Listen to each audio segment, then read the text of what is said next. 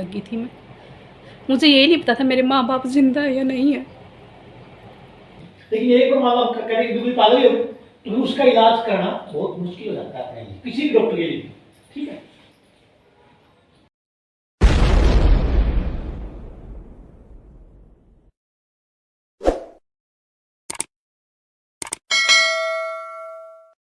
भाई सारा ने, मेरे छोटे बड़े सभी ने, मेरे पूरे यूट्यूब परिवार को हाथ जोड़ के राम राम, जय माता दी, राधे राधे, जय श्री कृष्णा। और भाई आप सबका एक और नई वीडियो में स्वागत है। आई होप आप सभी खुशहाल होंगे और खुशहाल होने चाहिए। और जो चैनल पर नए हैं प्लीज़ चैनल को सब्सक्राइब कर लेना, एवरी वीडियो को लाइक शेयर करना और बने रहिए हृदय ब्लॉग चैनल के साथ। और जिस टॉपिक पर मैं बात कर रही हूँ, जिसको नहीं समझ में आए वो पीछे की वीडियो वॉच करना। मेरे साथ जो जो चीज़ें हुई हैं वो सारी यूट्यूब पे पड़ी है कुछ हद तक, और अभी मैं उस क्वेश्चन का आंसर दूंगी इस वीडियो के अंदर। जो मेरे साथ जघन्य अपराध हुए थे, जो मैंने कभी शेयर भी नहीं किए अभी तक, वो सारी चीज़ें धीरे धीरे है ना मैं आप सबके सामने रखूँगी। अंजू मंजू, तुमने जो मेरे साथ जितना अपराध किया था, जितना मैंने सहा, क्योंकि हर चीज़ की सहने की एक क्षमता होती है। अगर आज करंट की अगर बात करें कि आज जो कश्मीर के अंदर हमारे हिंदू भाइयों के साथ, बहनों के साथ, बेटियों के साथ जो कायरतापूर्ण हरकत पाकिस्तान ने की, उससे सभी का दिल खोल उठा। और आज युद्ध हो रहे हैं, युद्ध की स्थिति बनी हुई है। वो क्यों बने? क्योंकि वो अपनी कायर हरकत से बाज नहीं आया, वो अपने गिरेपन से कभी बाज नहीं आ रहा। और हमेशा उसको समझाया गया है लेकिन उसको समझ नहीं आ रहा है। तुम्हारी भी प्रवृत्ति कुछ उसी तरह की है कि तुमसे चाहे कितना ही तुम्हें प्यार दे, तुम्हें कितना ही सम्मान दे, कितना ही तुमसे अपनेपन की कोशिश करे, बट वो सारी चीज़ें व्यर्थ हैं। वो कहते हैं ना कि लातों के भूत बातों से नहीं मानते, और तुम्हारी कुछ प्रवृत्ति ऐसी ही है। और अब मेरी सहने की क्षमता ख़त्म हो चुकी है, मैं बिल्कुल भी ना सहूँ, ठीक है ना। और जो मेरे साथ हरकतें हुई, अब आप देखना और सुनना ये क्या बोल रही है बाहर और है क्या।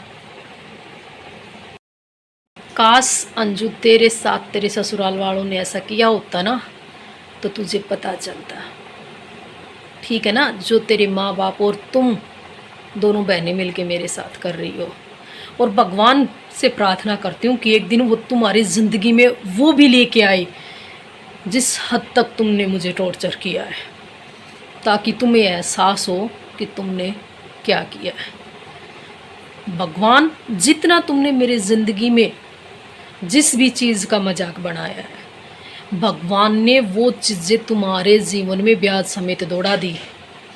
तो उन परिस्थितियों से कुछ सीखो, कुछ समझो उन चीज़ों से कि है ना, जो मन के सच्चे होते हैं ना, उनकी पुकार भी परमात्मा सुनता है। और मेरी हर एक आंसू जो पड़ा है ना, भगवान ने समेटा है, उसको दिया है उन आंसुओं का जवाब तुम्हें, जितना तुमने मुझे रुलाया है, और आगे भी देगा परमात्मा। क्योंकि मैंने ना कल तुम्हारा बुरा चाहा था, ना मैंने आज तुम्हारा बुरा चाहा। और लेकिन महात्मा बुद्ध नहीं हूँ कि मैं हर बार 2 बार 3 बार नहीं, मैंने तो पता नहीं कितनी हजार बार तुम्हें माफ़ किया है, और फिर भी तुम्हारी वही गधे वाली हरकतें हैं। वो कहते ना कि गधे को कितना ही मार लो, पीट लो, कितना ही उसको समझा लो कि वो अपनी आदत से बाज नहीं आता, वो थोड़ी देर बाद फिर टेढ़ा मेढ़ा चलने लग जाता है। वही स्थितियाँ तुम्हारी हैं। तुम्हें चाहे कितनी प्यार से बात कर ले, कितना ही मान सम्मान दे ले, कितना ही अपनापन तुम्हारे साथ, बट धोखेबाज इंसान कभी कहीं किसी का सगा नहीं हो सकता। हे, जितनी तुमने करी थी वे टू जेड, गली में भी बकवास करे थी तेरी माँ, फिर माँ कहा जावे या जितनी भी अब कनर जितनी बात का है, एक बार जब इसकी हकीकत दिखा के लाऊं। वे आड़े बैठ के कैमरा नीचे देख कर गई, बोले ये मैं तो नहीं सोची कि वो मैं कि मैं गलती होगी, वो कहे होगा। बोले देख हाड़ी ये बात के मम्मा का देख लो, और या बार के बोलने लग रही ये चीज़। वे देख कर गई हैं, पहला वे भी तो ना बहुत ठीक मानना थी, और देख कर गई ना जब उनकी आँखें के चश्मे उतर के। बहुत टॉर्चर बहुत हद तक किया, मार पीट सब कुछ किया तुमने, हद तरीके से किया। जबकि मैं कभी बीमार हुई, मेरे 2 जापे हो गए, तुमने कदे मैंने रोटी पप्पो खाई है, ठीक है ना। 3 मेरा ऑपरेशन हो लिए, कदे पानी का गिलास तक का या थारी न्यू पूछण तक नहीं हुई। भाभी तेरा किए ज्ञान है ना, तो कदे तेरी माँ ना हाल चाल पूछा। कितनी बीमार हो ली, कुछ भी हो लिया, कभी कोई मतलब नहीं। लेकिन जब जब तेरे माँ बाप ने मेरी ज़रूरत पड़ी है ना, आगे खड़ी हूँ। वो टेम याद कर, अब तेरी माँ बिस्तर में आ गया करती, बिस्तर में मुत्या करती, दिन में 2-2 बिस्तर 3-3 बिस्तर चेंज कराया करती, धोया करती 2-2 3-3 बगुदड़े रोज, और 10-10 15-15 सलवार हो जाया करती, बदलिया करती। और न्यू आता तो ठाक है लेटिंग, और जब गिर का आया करती न्यू थूक दिया करती, न्यू न्यू आता मोटोट हैं। और तेरी माँ का कितनी बड़ी फंगल इतना था कि बॉडी की है ना एक भी हिस्सा ये नहीं था कि यहाँ पे ऐसे रख दूँ, इतनी बुरी हालत हो रही थी, पूरा शरीर फदला पड़ा था। और तेरी माँ के सारे कपड़े काट के और उसके नहा के और उसके अच्छे तरीके से पूछ के नारियल का तेल लगा के फिर पाउडर लगाया करती, फिर दवाई लगाया करती, दिन में 4-4 2-2 ग्लाउज पहन के और जब लगाया करती। और जिस औरत का मैं इतना करके, वाह औरत इतनी घटियापन पर मेरे साथ उतरी। तेरा बाप अंजू पिछली जनवरी की बात है, तेरे घर आया था तेरा जीजा मरने के बाद, उड़े थे बुखार में, 103 बुखार था जब घर पहुंचा। और इतनी बुरी हालत हो रही थी, आड़े पड़ गया था, बाज के माँ बेटे ने ठाया और वो करया। और उस स्थिति में भी 3 दिन मैंने मेरे बेटे की छुट्टी मरवाई थी स्कूल से। और तेरा भाई तो उस दिन एक बुला के डॉक्टर ने और चला गया था बाहर ने, न्यू को न्या हुई। अब बाप से तो बाप ने ज़रूरत पड़ेगी, आदमी की भी सेवा पानी की ज़रूरत हो है। पकड़ पकड़ तेरा बाप ने, मैं बाथरूम के बाहर तय में लेकर जानती, भीतर मम का बेटा तू ले जा देखी जाएगी, बाहर खड़ी हो जाती गेट के, और बाहर रेन लेकर आनता, फिर पकड़ के फिर बिस्तरते फिर छोड़ कर आया करती है। गू मुँह सब के सारी सबकी सब कुछ करी ओढ़ है। लेकिन मन ने जब जरूरत पड़ी ना, जब एक भी इंसान थारे 5वां माह तक कदे मेरे दूर खड़ा ना पाया, छोड़ के मेरी औलाद ने, और कोई को नहीं है मेरे साथ, ठीक है ना। मैंने फिर भी इतना कराया, फिर भी मेरे खिलाफ इतनी घटिया घटिया षड्यंत्र, इतनी घटिया घटिया साजिश तुमने रे चली, सब कुछ तुमने कर लिया, पर ईब अंत हो गया। ईब नहीं, ईब तो देखे जो गंदगी तेरी माँ बकती छताप खड़ी हो गए, किसका करो हो। ये तेरे बाप दादा के अपना, सब लोग हंसी करें इन चीज़ों की, बोले देख मास्टरनी, बोले देख मास्टरनी के विचार देख, आजा देवर फलाना न्यू करवाए, डूब कर मर जाओ। वे सारी चीज़ें एक दिन जब बोलूँगी, जब मैं विद प्रूफ यहाँ डाल लूँगी, और फिर सुनिए, फिर समाज बता देगा ये लोग हैं जो तुमने इस कदर देखना चाहे हैं, और ये वे घटिया लोग तुमने सारा दे रहे हैं जिनकी खुद की मानसिकता इस तरह की है, जो इस तरह के खुद घटिया काम करे हैं। सभ्य और सम्मानजनक व्यक्ति है ना तो तुमने सपोर्ट करेगा और ना थारे बढ़ावा देगा इस चीज़ ने, क्योंकि सभ्य आदमी है ना बुराई ते टड़के चलिया करे, बुराई समाज में देखना ना चाहे करे। और थारी इन चीज़ों पर मैं रोकथाम हूँ, इसलिए रोज़ नई प्लानिंग करो हो मेरे साथ, रोज़ घटिया घटिया हरकत करो हो। और देखिए मेरी रहती तो ये चीज़ नहीं होंगी, ये सारी चीज़ें, गंदे गंदे शब्द, गंदे गंदे एलिगेशन लगाना, गलत बकवास करनी, इन सारी चीज़ों ने मेरे इतना हरासमेंट करे है मेरे तय कि है ना। एक ऐसा पल था, और मैंने ये चीज़ लकोई नहीं है, मेरे जब से मेरे को ये दिक्कत होने लगी ना सिर में कि मेरी नस कमज़ोर होगी, सिकुड़ने लगी, तब से मैंने सोशल मीडिया पे भी ये बता रखी कि मुझे ये प्रॉब्लम स्टार्ट हो गई है।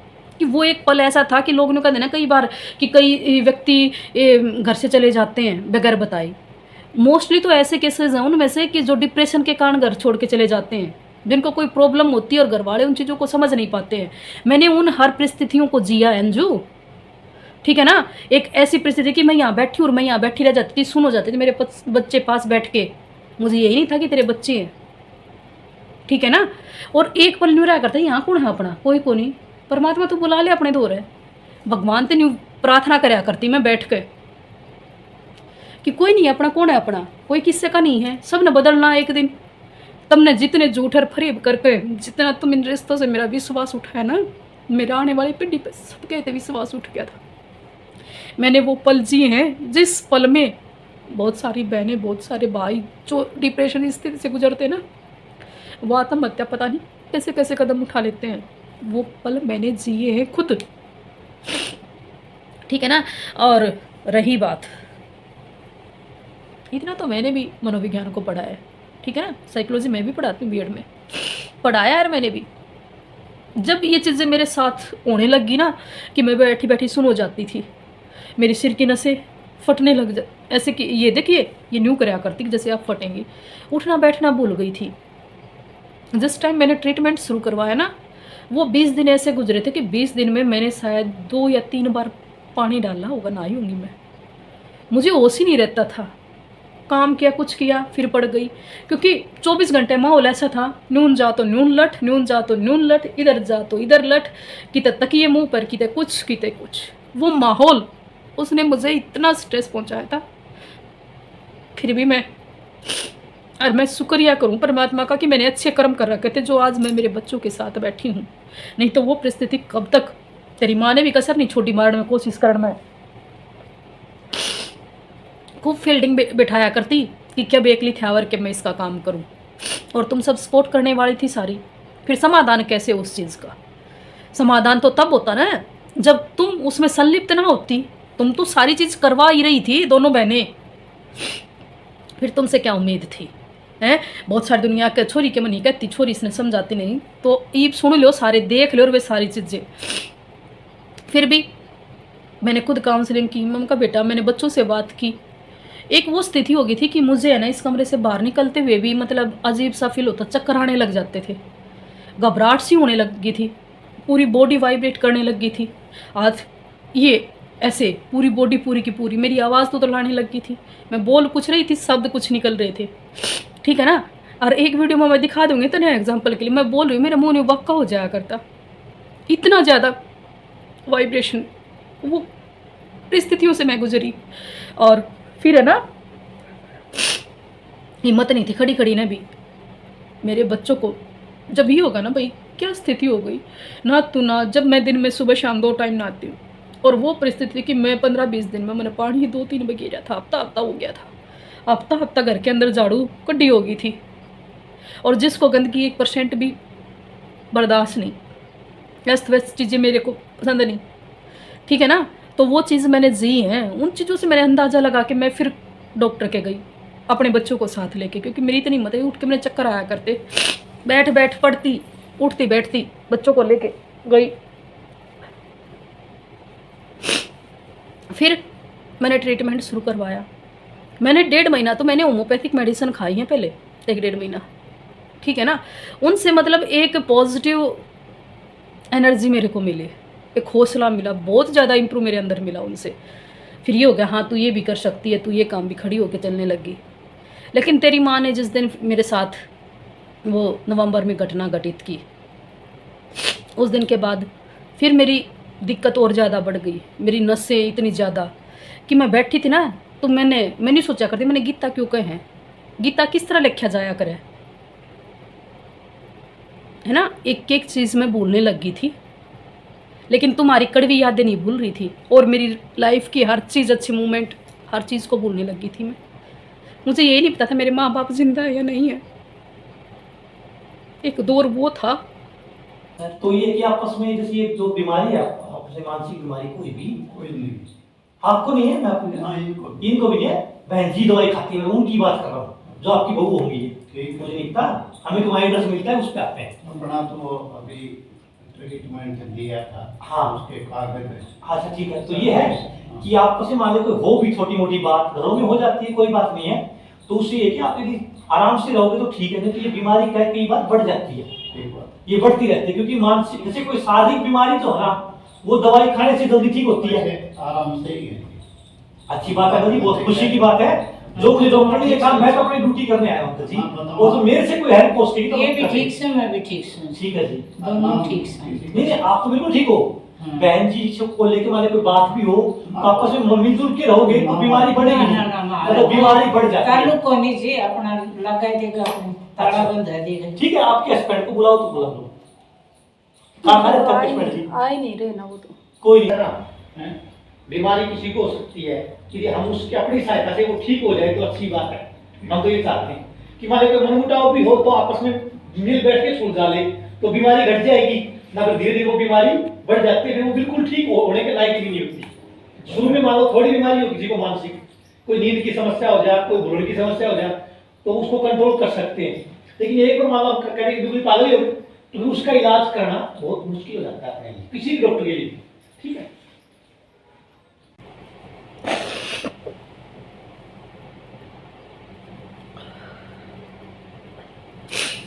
फिर वो काउंसलर आया, उसने यही कही तुम्हारी जो भी बातें हैं, जो भी इशू हैं, बैठ के उसको सॉल्व कर लो। और आज ये बीमारी का फर्स्ट चरण है, लेकिन कल ये बीमारी भयानक हो सकती है भाई। ब्रेन हेमरेज भी हो सकता है, इंसान पागल भी इस हद तक हो सकता है कि डॉक्टर से उस चीज़ का सॉल्यूशन नहीं है।